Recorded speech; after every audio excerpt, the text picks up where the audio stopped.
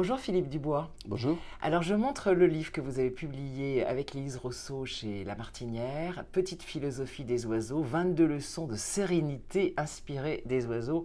Titre magnifique. Alors on a énormément de choses en effet à apprendre des oiseaux, notamment la mue. La mue en soi, on peut se dire que c'est moche, qu'on devient laid, en soi ça n'a pas forcément une image positive.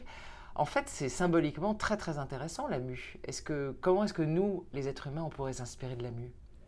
La mue chez les oiseaux, c'est une période compliquée, puisque c'est le moment où ils vont perdre tous leurs plumes.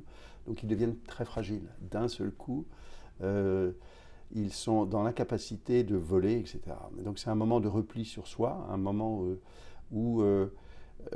qui est extrêmement important parce qu'ils vont repartir plus forts, plus vigoureux.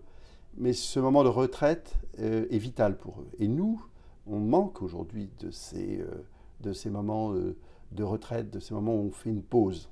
On est toujours dans l'angoisse du lendemain, dans l'immédiateté. Les oiseaux, ils ne sont pas comme ça. Les oiseaux, ils sont dans le carpe diem. Je vis l'instant présent et je le vis pleinement.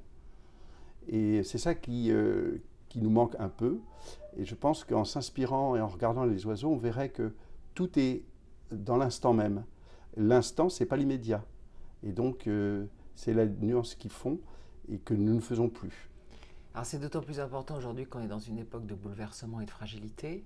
Donc c'est intéressant, mais en même temps, il faut bien prévoir l'avenir.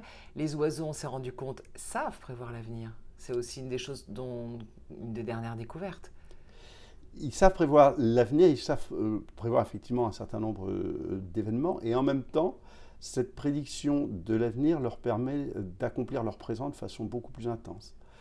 Un oiseau sait que, par exemple, on sait que les oiseaux peuvent parfois prévoir des changements de temps et ils vont profiter de ce moment présent pour faire une accumulation de réserves de nourriture ou se nourrir plus pour pouvoir migrer.